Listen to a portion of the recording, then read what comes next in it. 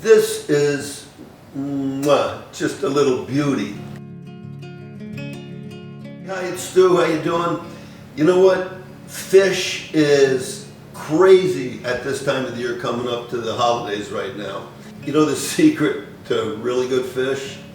I asked Piero Antinori, one of the great families of winemaking in Italy, award winner, fantastic. I said, what's the secret of making great wine? And he said, Stu, he said you can't make a great wine from bad grapes.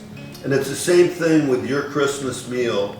You can't make a great Christmas meal from mediocre product. So one thing I'm adamant about, our whole family's adamant, fresh. And today what we're going to do is not the 7 fishes. I know you could use anything you want in the 7 fishes. One of the things I love to do is actually cioppino, you know, where you put a whole bunch of mixed fish into nice red sauce like that. Today all we're going to do is we're going to show you how to roast a red snapper. This is just a little beauty. We sell it all year long, gets real popular, and it's real simple to roast, and it's a mild fish. This comes from right down off the coast of Panama City, from a great family fishery down there. He's been doing it for over 50 years. This particular fish was caught, was brought into the dock on Monday morning. You know, they work Sundays. It was brought into the dock Monday morning, and it was up at our store Wednesday. It's real fresh. How do you know if a fish is fresh? One thing is look it in the eyes. If you see a real glossy, vibrant eye right there, good sign that it's fresh. The other thing you want to do is open up and look at the gills inside. Right here you'll notice that's real nice and red. Those are 2 good indicators that that's a real fresh fish. Now what do? Now you want to get some flavor into it, so what you want to do is just take and make some slice marks in there, okay? But just slice them right in there, because this is where you're going to add the flavor to your fish right here. And you notice this is already cleaned and everything on the inside.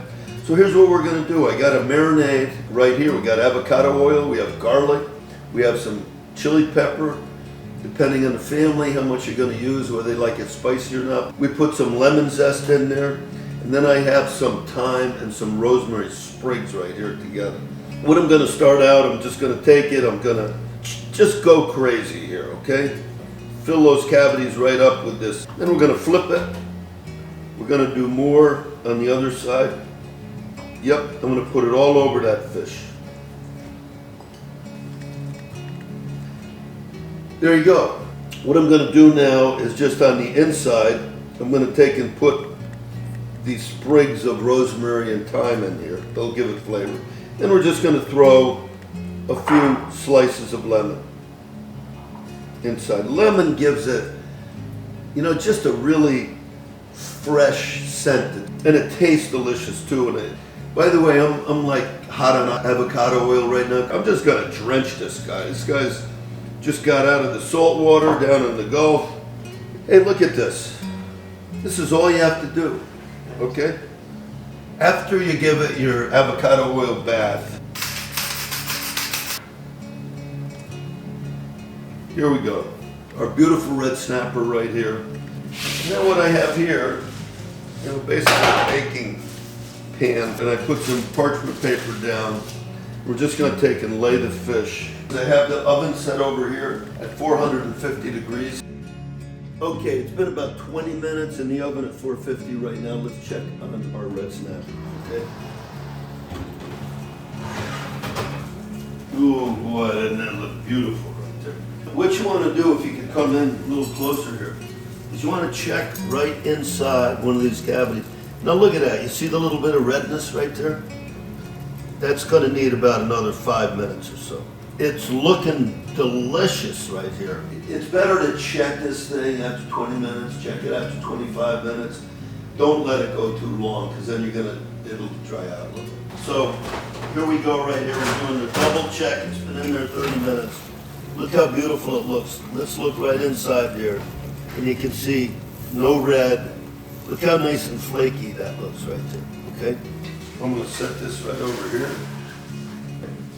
Hey everybody, a little behind the scenes, I just want to tell you, it doesn't look this pretty because of me, it looks this pretty because of Karen. Karen worked with Martha Stewart for, what, 5 years? She's a trained chef, she's done an amazing job with all the recipes at Stu Leonard's. I'm gonna let her show you how to properly fillet this and get ready to serve it. So what do we do, Karen? So the beauty of this fish really is how tender the meat gets and how flaky, and you don't really even need a carving knife. You can use a butter knife, a regular knife that you use for dinner or whatever. And what I like to do is just kind of go down against the bone, right, and start pulling the bones away. You'll see they start to come out of the fish very easily, and that's how you know that you cooked it properly. And then what I do is kind of come in here. It's right under the gill. It's right under the gill, because you don't want to lose that meat too, right? And you already have your nice Wow, slits look at here, that. right? And then don't want to miss a little bit of that tail meat, right? Because that's good too. So then, all you have to do to plate it, Yeah. Wow, look at that. Huh? right? You could use a spatula actually, but it'd be a little easier. That looks a little better. Tough one. You know it's cooked, right? Yeah. But look how close you got to the bone by doing those slits and cooking it. You know what's nice? You get that nice little touch of those herbs in there too. You put the whole thing out like that. How do you make it look pretty now? Yeah, so I At the would, CIA, what would they do? so I probably would do two of these guys on the same platter, and just very simply, don't overdo it. The one thing that I find with people you're with using what here? garnishes, so this is thyme Okay. and a little rosemary. Now, why do you put thyme and rose? Just coat the So way. what you want to do is whatever you season the fish with, you want to use as your garnish too. You never want something that's not related to the ingredients that you used to make your dish. Okay. That's one thing they definitely teach you at the culinary. The other thing is, if you're using garnishes that are inedible, I mean they're not cooked, you don't want to use a lot. You're just kind of giving a hint of how this, But also the this fish- color. That's what I color, love. presentation. Makes it just look like it's going to taste better. And Just with, yeah, and with these lemons, you can squeeze them over the fish before you eat it, Yep. which is kind of pretty too. So yeah, very, very simple. And What do you do with the have- rosemary? Put some of that out You can too? put rosemary on there too, if you like. Sure. Why not, man? We used it in it. Right? Let's, well, I don't know. Does that start making No, that's great. And, so you have this very simple, beautiful presentation for your holiday. Hey, so check this out. Doesn't that look nice? That's your red snapper, fresh, tasty, not overpowering. I think the kids would love that even, right? Yeah. That's just a crowd-pleasing fish right there. I think that's why we sell so much of it at Stu Leonard's. Merry Christmas. Merry Christmas and thank you, Happy Karen. holidays. You're Thank very you. welcome. Have a happy holiday, everybody.